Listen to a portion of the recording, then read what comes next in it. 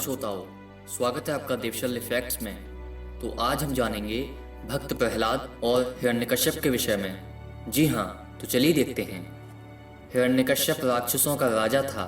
उसने बहुत कठिन तपस्या करके ब्रह्मा जी से वरदान प्राप्त किया था कि उसकी मृत्यु न किसी मानव के द्वारा हो, न पशु से, न दिन में हो न रात में, न धरती पर हो न आकाश में, न घर में हो न बाहर।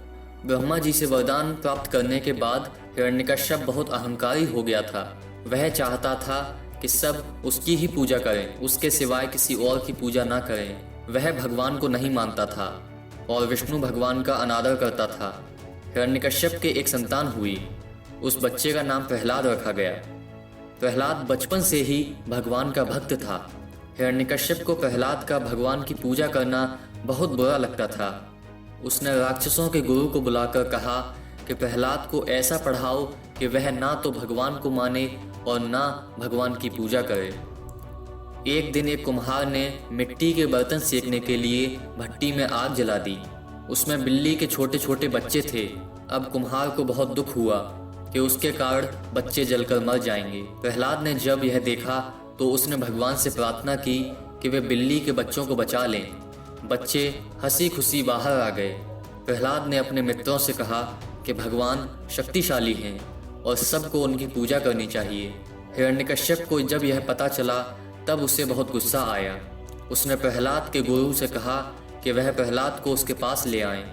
प्रहलाद से पूछा कि तुमने क्या सीखा। प्रहलाद ने कहा कि भगवान सबसे पूज्य हैं और सर्वशक्तिशाली हैं। हिरण्यकश्यप को यह सुनकर बहुत गुस्सा आया। उसने आदेश दिया कि प्रहलाद को हाथी के पैर से कुचलवा दो। हाथी ने प्रहलाद के ऊपर पैर नहीं रखा और प्रहलाद को अपनी सूंड से अपने ऊपर बैठा लिया। हिरण्यकश्यप ने कहा कि प्रहलाद को पहाड़ की चोटी से नीचे फेंक दो। राक्षसों ने प्रहलाद को पहाड़ की चोटी से नीचे फेंका पर भगवान ने उसे अपनी गोद में ले लिया।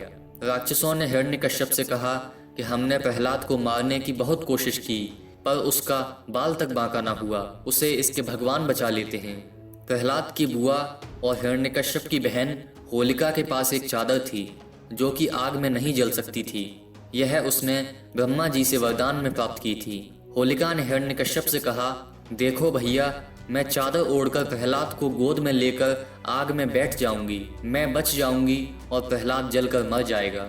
लेकिन हवा का ऐसा झोंका आया कि चादर होलिका के ऊपर से उतरकर प्रहलाद के ऊपर लिपट गई। होलिका तो जल गई और प्रहलाद आग से बाहर निकल आया।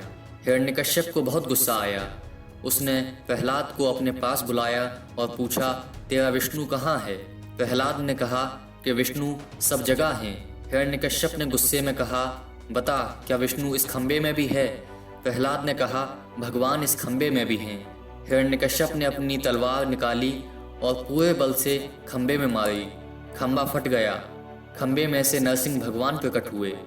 नरसिंह भगवान का आधा शरीर शेर का था और आधा शरीर मनुष्य का था। उन्होंने हिरण्यकश्यप को अपने पंजों से पकड़ लिया और हिरण्यकश्यप से कहा कि देखो, तुम्हें वरदान मिला था कि ना तो तुम मनुष्य से मरोगे ना तुम पशु से मरोगे। मैं आधा मनुष्य हूँ और आधा पशु हूँ।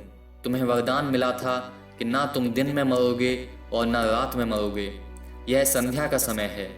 यह ना तो दिन है और ना तो यह रात है। ना तुम धरती पर मरोगे ना तुम आकाश में। मैं तुम्हें अपनी गोद में मारूंगा। ना तुम घर में मरोगे ना तुम घर के बाहर मरोगे। भगवान ने हिरण्यकश्यप को अपनी गोद में रखकर महल की दहलीज पर अपने पंजों से मार दिया। सब राक्षस भगवान का यह रुद्र रूप देखकर कांपने लगे।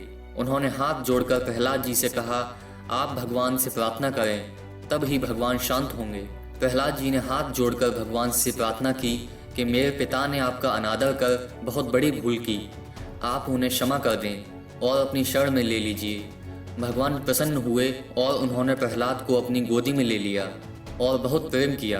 प्रहलाद को राक्षसों का राजा बना दिया। प्रहलाद की प्रजा भगवान की भक्त बन गई और भगवान विष्णु की पूजा करने लगी। यदि आपको वीडियो पसंद आए तो कृपया लाइक कीजिए, शेयर कीजिए और सब्सक्राइब कीजिए। देवशल्य फैक्ट्स में आप ऐसी वीडियो देखते रहेंगे। धन्यवाद।